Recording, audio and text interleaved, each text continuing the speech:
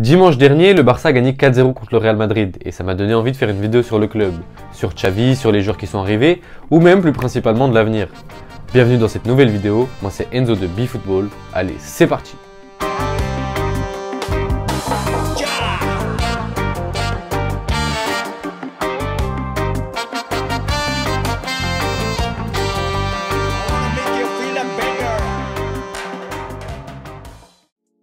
Avant de parler de la renaissance du Barça, on va d'abord parler de la chute du club. Comment le Barça est passé d'une équipe légendaire à une équipe en déclin. Eh bien pour moi, ça a commencé en 2015. Du moins, on a commencé à le remarquer après 2015 et leur Champions League qu'ils ont gagné avec la fameuse MSN. Et justement, en parlant de la MSN, après 2015, on a eu un enchaînement de départs de superstars du club comme Xavi, Dani Alves, Neymar, Luis Suarez, Iniesta, Lionel Messi. Vraiment, tous les cadres sont partis. Et en même temps de ces départs successifs, on a des résultats qui vont à la baisse. Surtout en Champions League, ils ont fait un double, ils ont perdu 2 fois 3-0 contre la Juventus en 2017. Ensuite, il y a eu cette remontada contre l'AS Roma. Ensuite, la remontada légendaire contre Liverpool, 8-2 contre le Bayern, 4-1 contre le PSG. On a vraiment cet enchaînement de mauvais résultats. Et ça, à quoi c'est dû? Eh bien, à mon avis, c'est dû à un problème d'identité de club, à des mauvais présidents. Et il y avait d'abord Rosell, je ne sais pas comment on doit le prononcer, et ensuite Bartomeu. Ces deux présidents qui, après 2010, avant 2010, on avait vraiment cet esprit de Masia, on crée des joueurs du FC Barcelone. D'ailleurs, en 2012, je ne sais plus quel entraîneur c'était, il me semble que c'était Tito Vilanova, il avait aligné un 11 avec 11 joueurs de la Masia. Et justement, ces deux présidents ont changé complètement d'idée. Ils ont voulu partir sur un Barça qui avait des résultats à court terme et ils ont presque mis un croix sur la Masia. Depuis, on n'a plus beaucoup de joueurs qui sont sortis de la Masia et on a plus misé sur des gros transferts. Et justement, tous les joueurs de la Masia sont partis, donc Xavi, Messi, bon, même si Suarez, Neymar ne sont pas des joueurs de la Masia, sont des joueurs avec l'identité vraiment du Barça. Tous ces joueurs sont partis et on a essayé de les remplacer par des superstars et plus faire des coups marketing plutôt que chercher des remplaçants qui ont l'ADN Barça. Et justement, en parlant de transfert marketing, justement des coups marketing, on a des joueurs comme Coutinho, Dembélé, Malcolm, Griezmann, Arthur qui sont arrivés. Et tout ça, donc ces 5 joueurs pour une somme de 376 millions. Donc dites-vous que c'est vraiment une somme astronomique pour des joueurs qui ont presque rien apporté au club. Et le Barça justement est passé d'un club qui misait tout sur la formation à un club méga dépensier. Pour vous donner un ordre d'idée, c'est le 3e club le plus dépensier de la décennie 2010-2020. Derrière Chelsea et Manchester City. Et justement, les jeunes de la Masia, parce que la Masia n'est pas non plus morte, eh ben ils partent parce que les entraîneurs ne donnent plus la chance aux jeunes de jouer, mais préfèrent miser sur des Dembélé, Coutinho, en tout cas les superstars, même s'ils n'apportent rien. Et du coup, des jeunes comme Eric Garcia, Xavi Simons, Riqui Puig, Bellerin, Grimaldo, même Icardi, ont décidé de partir du Barça. Pour vous donner un autre exemple, justement, avant je vous disais qu'en 2012, Tito Vilanova avait aligné un 11 avec seulement des joueurs issus du centre de formation. Eh bien en 2018, c'était Valverde justement, si je ne me trompe pas, il avait aligné un 11 avec aucun joueur qui venait de la Masia. Mais en 2020, on a eu le retour de Joan Laporta, qui était le président avant Rosell et Bartomeu. Et justement, on a eu un rechangement de politique de club, avec une nouvelle confiance aux jeunes, le retour de la Masia, j'ai envie de dire. Et justement, c'est là qu'on a fait beaucoup plus confiance aux jeunes.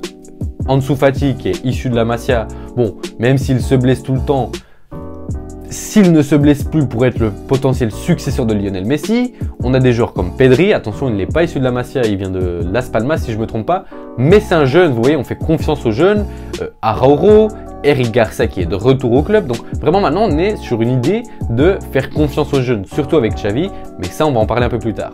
Et donc, la saison 2021-2022, eh ben, elle n'a pas très bien commencé avec Koeman. Pourtant, il y a eu des arrivées prometteuses, comme Memphis Depay ou encore Eric Garcia qui était de retour. Pourquoi prometteuse? Eh bien parce que Memphis Depay, on le sait, il vient des Pays-Bas, et Koeman aussi, donc on pouvait se dire qu'il y allait avoir une bonne entente et que Memphis Depay allait montrer de bonnes choses. Alors, il a montré des bonnes choses, mais le problème c'est qu'il s'est blessé au mauvais moment. Et donc, on a eu des mauvais résultats, Koeman a été licencié et Xavi est arrivé. Et justement, en novembre, Xavi arrive et il instaure une nouvelle dynamique dans le club. Il instaure vraiment, il arrive comme un leader, on le sait, il a l'ADN Barça, il connaît le club.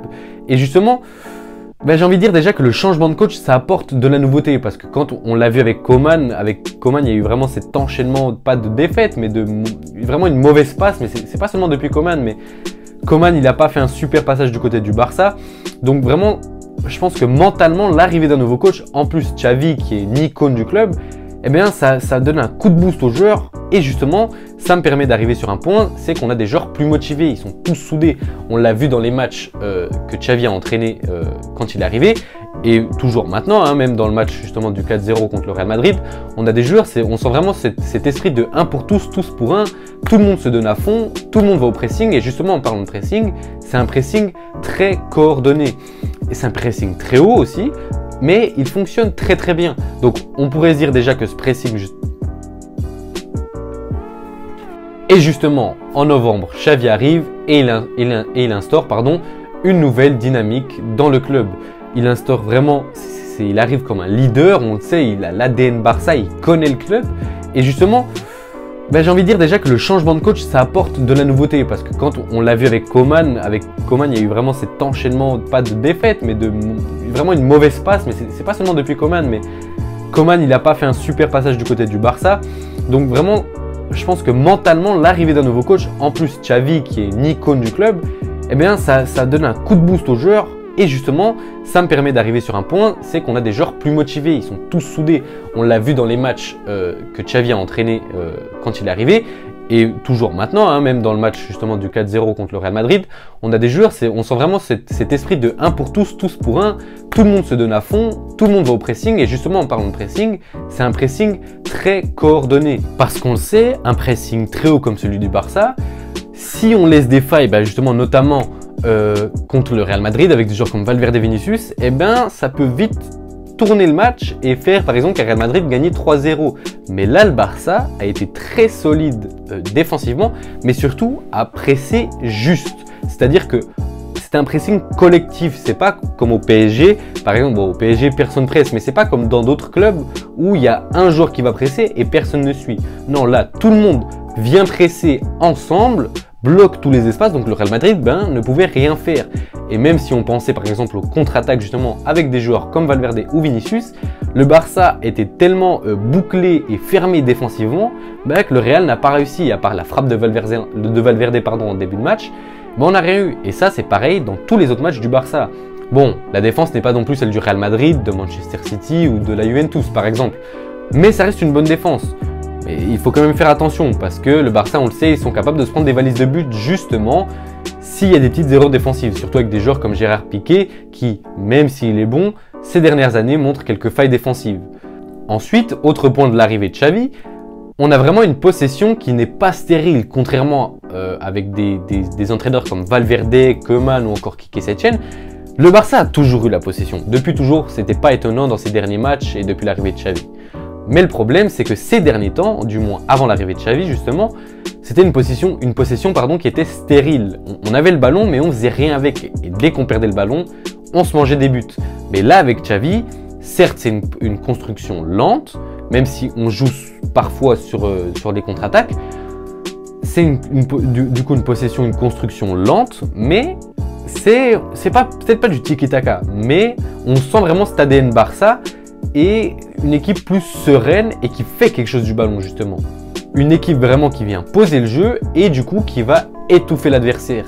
Surtout qu'il y a de très bons automatismes du côté du Barça. Alors, il y a beaucoup de nouveaux joueurs, mais je pense que ça a été vraiment, ce système de jeu a été super entraîné à l'entraînement justement, entraînement, super phrase. Mais je pense vraiment que c'est quelque chose que Xavi a vraiment voulu instaurer. Du coup, on sent les automatismes entre les joueurs. Et c'est justement ça aussi qui permet ce pressing collectif où tout le monde est à sa position. Et on sent vraiment cette discipline quand on voit le Barça jouer. Donc c'est super beau à voir. Ensuite, Xavi a lancé des joueurs comme Gavi par exemple. Et il a fait renaître des joueurs comme Busquets, Piqué ou encore Dembélé. Et je trouve que Dembélé c'est intéressant parce qu'on voyait que Xavi et Dembélé étaient un peu au clash justement pendant le mercato hivernal par rapport à la prolongation ou le départ de Ousmane Dembélé. Et pourtant on le voit qu'il le fait jouer. Bon, c'est pas étonnant vu la qualité du joueur, même si pendant son passage, comme je l'ai dit avant, il n'a pas montré non plus que des bonnes choses. C'est quand même un joueur qui, techniquement parlant, est très bon. Et en plus maintenant il montre de très bonnes choses. Donc il a fait renaître ses joueurs, Piqué, Busquets, Dembélé. Et en dehors de ces joueurs comme Piqué, Busquets ou encore Dembélé justement, eh ben il avait aussi fait renaître Aubameyang. Aubameyang qui est arrivé cet hiver gratuitement en provenance d'Arsenal, justement Arsenal qui l'a jeté complètement car il l'estimait comme fini et même la communauté disait qu'il était fini. Et au final, un transfert à 0 € qui a arrangé Aubameyang, Arsenal sur le moment et le Barça, eh bien, il s'est avéré gagnant pour tout le monde. Et justement, cette arrivée d'Aubameyang, ça me permet de faire un point sur le mercato hivernal du FC Barcelone. Est-ce que c'est Xavi qui a permis cette renaissance du Barça ou est-ce que c'est les arrivées qui sont arrivées cet hiver justement? Donc, si on fait un point sur les arrivées, on a Aubameyang, Ferran Torres, Adama Traoré et Dani Alves. Donc ça, c'est vraiment pour les transferts les plus importants. Donc, Aubameyang, justement, il arrive libre, je vous l'ai dit, donc ça arrange toutes les parties. Il était mauvais à Arsenal, c'était un joueur qui se dégradait physiquement et pourtant, Xavi a su le faire renaître. Juste pour vous donner un exemple, Arsenal, sur cette saison, il était à 4 buts et une passe décisive en 14 matchs. C'est un de ses pires résultats avec Arsenal justement depuis son arrivée en 2017, il me semble qu'il est arrivé. Et maintenant qu'il est avec le FC Barcelone, il est sur 9 buts et une passe décisive en 11 matchs. Donc il apporte vraiment avec sa finition et sa vitesse. Et il apporte également de l'expérience. Alors certes, il n'a jamais joué dans des clubs excellents, mais moi j'ai envie de dire que le Barça c'est le meilleur club dans lequel il a joué parce que même si Dortmund c'est un bon club, c'est un super club, un top club d'Allemagne, c'est pas forcément le club qu'on met au premier rang. Arsenal... voilà quoi, finir 6e chaque année. Bon, je me fous de leur gueule, mais en attendant, maintenant ils sont 4e de Première Ligue si je ne me trompe pas. Et maintenant il arrive au Barça, même si le Barça quand il arrive, je dis quand il est arrivé il y a un mois, mais c'est pas le Barça de 2015 ou de 2010, mais ça reste quand même sur l'institution un meilleur club que tous les clubs dans lesquels il est passé. Donc c'est gagnant pour tous les joueurs, il apporte de l'expérience, il apporte de la finition, il apporte de la vitesse. Le Barça lui apporte un championnat dans lequel il peut s'épanouir, un style de jeu dans lequel il s'épanouit, donc un transfert gagnant pour tout le monde.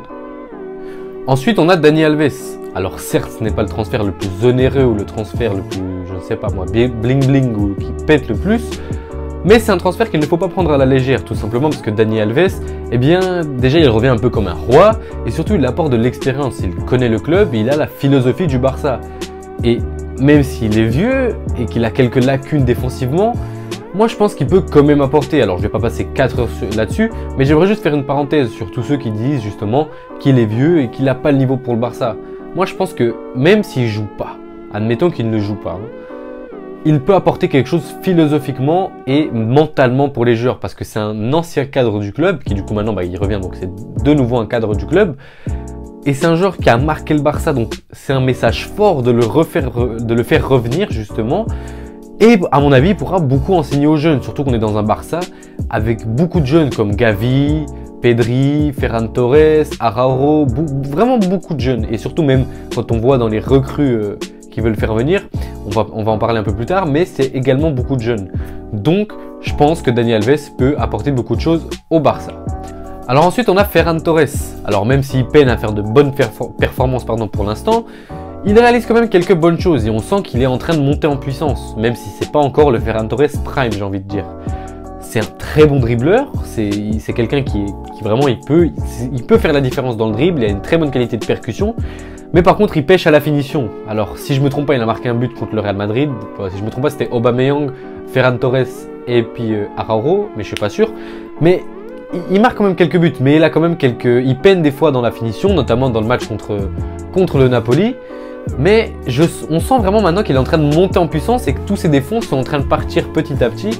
Et ouais, voilà, c'est vraiment une montée en puissance. Et je pense surtout déjà que même si, ok, il est dans un axe de progression, mais même s'il ne montre pas forcément que des bonnes choses, bah justement il y a cet axe de progression. Rappelons qu'il a 21 ans quand même, donc qu'il va forcément progresser. Alors ok, peut-être qu'il va flopper, mais pour l'instant il n'est pas du tout sur cette voie-là.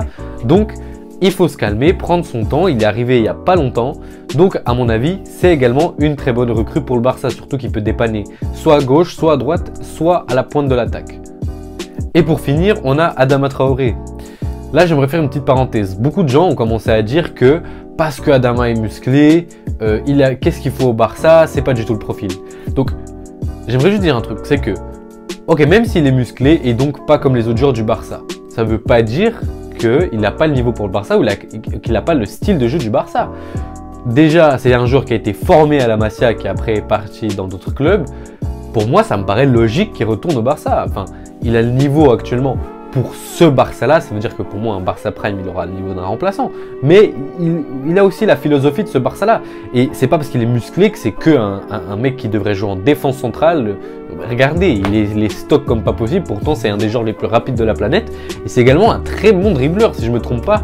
C'est un des mecs en première ligue qui se prend le plus qui a le plus de fautes subies. Quand il jouait avec Middlesbrough en seconde division, je me rappelle que sur une saison, c'était le joueur qui avait subi le plus de fautes de toute la saison. Donc c'est vraiment un mec qui peut apporter de l'explosivité et de la percussion, et c'est vraiment un super dribbleur. Et sur son côté droit, il apporte quelque chose que le Barça a besoin, surtout que Dembélé, il est souvent blessé, donc il apportera de la régularité. Après, il va pas briller par les stats. Ça, on peut être clair là-dessus. Même à Wolverhampton, c'était pas un joueur qui plantait 15-20 buts par saison ou 10-15 passes décisives. Là, on est sur, si je me trompe pas, 9 matchs et 4 passes décisives et 0 but. Mais il apporte quelque chose dans le jeu. Vraiment, comment on appelle ça? Il peut déstabiliser les défenseurs adverses et donc vraiment créer cette percussion. Donc pour moi, c'est aussi une très bonne recrue, même si à long terme, c'est un joueur qui va finir sur le banc. Si Dembélé reste et qu'il devient régulier, pour moi, Dembélé va forcément prendre sa place. On l'a vu ce dimanche contre le Real Madrid. Dembélé a fait un match excellent. Donc j'ai l'impression que Dembélé est en train un peu de monter en puissance. Donc si Dembélé arrête de se blesser, pour moi, ce sera lui le titulaire indiscutable. Ça, c'est clair. Mais donc maintenant, la question qu'il faut se poser, c'est est-ce que cette renaissance du Barça est grâce à Xavi ou est-ce que cette renaissance est grâce au mercato? Pour moi, c'est les deux. Parce que sans Xavi, on n'aurait pas eu ce mercato parce que Xavi a permis d'attirer certains joueurs. Mais sans le mercato, Xavi ne pourrait pas mettre le même système de jeu. Parce que un joueur comme Adama Traoré, il n'y en avait pas. Enfin, il y avait Dembélé. Mais ce que je veux dire, c'est que le Ferran Torres à gauche, Ferran Torres à gauche, en pointe Aubameyang et puis à droite Adama Traoré, il ne pouvait pas le faire avant. C'est 3 nouveaux joueurs complets. Alors on aurait quand même des Memphis Depay, mais c'est pas du tout le même profil. Donc pour moi, c'est vraiment un ensemble des deux. Xavi, s'il n'était pas là, le Barça, je pense qu'il ne serait pas à ce niveau-là actuel. Et s'il n'y avait pas eu ce mercato, je pense qu'il ne serait pas non plus en train de faire cette renaissance. Après, je pense quand même que l'acteur principal, c'est quand même les joueurs parce qu'ils sont sur le terrain, mais je pense que la cause principale de pourquoi le Barça est en train de renaître, c'est à cause de Xavi. Parce que je pense qu'il aurait quand même su faire quelque chose sans ce mercato. Puis on l'a vu déjà, il avait commencé à instaurer quelque chose avant même que ces joueurs arrivent au club. Donc maintenant, on va parler du futur du club. Pour moi, l'avenir de ce club, il s'annonce radieux. Bon, je suis pour le Real Madrid, donc ça me fait pas forcément plaisir de dire ça. Même si au moins ça pourra remonter le niveau de la Liga et faire une nouvelle belle rivalité entre ces deux clubs. Parce qu'on le sait, c'est deux clubs en reconstruction actuellement. Ça faut quand même pas l'oublier. Donc je dis que l'avenir est radieux. Ça veut quand même pas dire que le Barça c'est bon et de retour au top.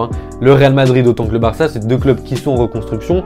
Même si le Real ça se voit un peu moins parce qu'ils ont mieux géré cette reconstruction à long terme. Même si le Barça... Parce que maintenant je fais juste une parenthèse dans la vidéo. Les gens maintenant commencent à dire direct c'est bon, le Barça est trop fort de retour. Et le Barça, ok, peut-être que sur maintenant cette période de janvier, le Barça est plus fort que le Real. Enfin cette période de janvier dans le sens, là on est en mars quoi, mais cette période de février-mars, le Barça est plus fort.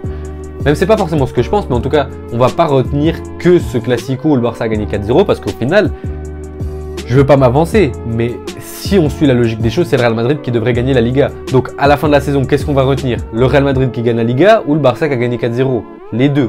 Mais ce qu'on va plus retenir, c'est que le Real a gagné la Liga, pas que le Barça était meilleur en mars. Donc, pour moi, c'est deux clubs qui sont en reconstruction, même si le Barça, à mon avis, a un peu moins géré cette reconstruction. Mais c'est deux clubs qui sont voués à un très grand avenir. Et pour moi, ils vont pas faire une AC Milan ou une Inter Milan à chuter dans le classement et devenir des clubs de, pas de milieu de classement, mais des clubs de 5-6e place. Donc pour moi, c'est deux clubs qui vont rester au top niveau et qui vont rayonner en Champions League dans les futures années. Surtout s'il y a des recrutements comme Mbappé, Haaland ou je ne sais pas qui, Salah, Lewandowski comme on a pu en entendre parler du côté du Barça, mais ça on va en parler un peu plus tard. Donc, du côté des recrutements, parce que pour moi l'avenir s'annonce radieux, mais il y a des joueurs qui vont pas rester, comme Dembélé qui devrait partir, ou comme je l'ai dit avant, Adama Traoré, pour moi à long terme c'est pas une solution viable pour le côté droit. Donc les joueurs, pas forcément qu'il faut recruter, mais en tout cas que le Barça devrait recruter selon les rumeurs. Eh bien, en premier cas, on aurait Rafinha qui devrait arriver pour 35 millions d'euros en provenance de Leeds. En plus de ça, son agent c'est Deco, donc un ancien joueur du Barça. Donc à mon avis, ça va se faire assez facilement. Donc il est là pour remplacer Dembélé, parce que Dembélé, logiquement, devrait partir du côté du Paris Saint-Germain, si je ne me trompe pas, à la fin de la saison.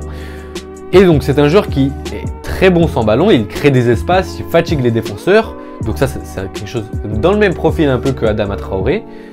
Sur ce côté-là, mais pour moi c'est quand même au-dessus d'Adama Traoré dans le niveau. C'est aussi un joueur qui est très bon techniquement, franchement si vous allez vous chercher compilation de skills de Rafinha, vous vous régalez. Après les compilations c'est pas le truc qui donne le niveau d'un joueur, on le sait, parce que si maintenant je mets compilation Toni Kroos skills, on croit que Toni Kroos c'est Lionel Messi au niveau du dribble, mais pas du tout. Mais ça reste un joueur qui met voilà, des petits ponts, des arcs-en-ciel, des grands ponts, c'est un joueur qui fait du spectacle, mais pas que, c'est également un excellent finisseur et surtout des tirs de loin. Il a marqué, dans sa carrière, il a marqué pas mal de bons bassos de 40 mètres, 30 mètres. Donc ça aussi, c'est un atout qui peut apporter en plus qu'un Dembélé ou un Adama Traoré. Et par contre, ce que j'aimerais dire, c'est qu'il n'est pas non plus incroyable en stats. Il a mis 9 buts et 3 passes D en 27 matchs cette saison avec Leeds United. Après, il faut quand même rappeler que Leeds United, il faut une très mauvaise saison. Mais il me semble qu'il a mis 40% des buts de Leeds cette année. Donc, même dans un club qui est dans une mauvaise situation, lui sait se mettre au niveau et être le, entre guillemets, sauveur de Leeds, même si je n'ai pas regardé leur classement, mais je sais qu'ils sont dans le bas de classement. Peut-être qu'ils sont en train de remonter, j'ai pas vu, mais je sais que Leeds, en tout cas, ils ont fait un très mauvais début de saison. Et même en début de saison, c'était vraiment lui, quand je regardais les matchs de Leeds, je voyais que c'était vraiment lui qui portait cette équipe. Et sans cette équipe, Leeds aurait été dernier, quoi. Mais donc voilà, pour moi c'est un joueur très beau à regarder, mais c'est pas que du spectacle, c'est-à-dire que c'est pas que un joueur qu'on voit en compilation, c'est un joueur qui vraiment il est très impactant sur le terrain. Donc pour moi, il pourra apporter au Barça. Ensuite, on aurait Christensen. Alors, les deux prochains transferts, donc Christensen et le prochain, c'est des transferts qui seraient presque bouclés, enfin qui seraient déjà bouclés, mais pas officialisés encore par le Barça. Donc on aurait justement Christensen qui devrait arriver libre et qui ne devrait pas prolonger avec Chelsea. Donc pour moi, Christensen, danois, c'est un super joueur et le Barça en plus a besoin de défenseurs parce que Eric Garcia, Araujo et Gérard Piqué pour moi c'est des bons défenseurs mais à long terme ça va pas le faire. Donc c'est un joueur qui pour moi il est vraiment sous-coté parce que c'est un des hommes clés de Thomas Tuchel cette saison. Bon, il n'a pas joué énormément de matchs parce qu'il a joué 16 matchs sur 29 cette saison, mais il en a loupé 9 pour blessure, dont le coronavirus, il a loupé 3 ou 4 matchs si je me trompe pas. Donc Christensen, c'est un joueur qui est très sous-coté. Quand on pense à la défense de Chelsea, on pense plutôt à Thiago Silva ou Rudiger. Mais pour moi, c'est sans Christensen, il y a un Chelsea sans Christensen et un Chelsea avec Christensen. Peut-être qu'il n'a pas la même importance qu'un Rudiger ou un Thiago Silva, mais ça reste un joueur, pour moi, s'il arrive au Barça, il va changer complètement cette défense et il va assurer de la sérénité. En plus de ça, il peut apporter de l'expérience justement, parce que certes, c'est pas un joueur, un des meilleurs joueurs du monde, il n'a pas non plus 35 piges, mais il a connu les grosses compétitions, il a gagné la Champions League avec Chelsea, il a gagné la Première Ligue, si je me trompe pas, il a gagné la Première Ligue, je suis pas sûr de ça. Mais en tout cas, il connaît la Première Ligue, il a connu la Bundesliga, il est arrivé en demi-finale de l'Euro avec le Danemark, donc c'est vraiment un joueur, pour les grands moments, il sera présent parce qu'il connaît ces moments, c'est pas un petit jeune joueur comme Araujo justement qui a jamais connu de finale de Champions League, de demi-finale d'Euro, ou qui a évolué dans les meilleurs championnats comme la Première Ligue. Donc, c'est vraiment un joueur qui a de l'expérience et qui pourra apporter ça, surtout avec les jeunes comme Araujo ou Eric Garcia. Même si on a quand même Gérard Piqué pour l'expérience. Mais là, on a de l'expérience, mais il n'est pas non plus si vieux que ça. Et pour le dernier transfert qui serait presque officiel justement, on aurait Franck Kessié qui devrait lui non plus ne pas prolonger à l'AC Milan et rejoindre le Barcelone libre pour 0 €. Donc pour moi, c'est un excellent joueur et ce serait déjà une énorme perte pour l'AC Milan. Donc il est très bon défensivement, il récupère énormément de ballons. Et c'est un pitbull, vraiment il est très physique, on peut le voir sur le terrain, c'est le premier qu'on voit, énorme. Bon, il n'est pas si grand, si je ne me trompe pas, il doit faire 1m86, mais on sent vraiment qu'il est mastoc. Et pourtant, contrairement à ce qu'on pourrait se penser, même s'il est super physique, eh bien, c'est un joueur qui est quand même très technique. Il peut apporter beaucoup offensivement, donc ses courses vers l'avant, l'AC Milan, ils font extrêmement bien. C'est également un excellent passeur, il a pas mal de passes décisives, si je ne me trompe pas. Et il pourrait être un remplaçant à Busquets à long terme, parce que même s'ils n'ont pas le même style de jeu, ils ont quand même des points semblables. Par exemple, justement, la possession dans les petits espaces. Il sait gérer Franck Kessié, quand il est pressé par 2-3 joueurs dans un petit espace, faire la bonne passe au bon moment. Comme je l'ai dit avant, c'est un très bon passeur. Et si je devais rajouter un autre point, c'est pas forcément un point semblable à Busquets, mais c'est également un joueur qui est capable de tirer les pénaltys. Donc on le sait, les séances de pénaltys, c'est toujours quelque chose de très important. Hein. Si on arrive dans une finale de Ligue des Champions et qu'on n'a qu'un seul tireur de pénalty, en tout cas un seul mec qui sait vraiment tirer les pénaltys, eh ben ça le fait pas. On l'a vu avec l'Angleterre quand on avait des Bukayo Saka qui sont venus tirer le pénalty décisif alors qu'il n'avait jamais tiré un pénalty dans sa carrière professionnelle. Donc c'est déjà un point positif. Donc, si je devais conclure cette vidéo, je dirais que le Barça, il n'est pas encore au niveau des géants, même s'il montre d'excellents matchs, et justement, excellent match contre l'Atlético Madrid 4-2, excellent match contre le Real Madrid. Mais en tout cas, il y a de superbes projets pour l'avenir. On sent vraiment que ce club est sur la pente ascendante. Et pour moi, vraiment, la renaissance du Barça, elle est là. Le candidat, pour moi, c'est vraiment un candidat au titre l'année prochaine en Liga.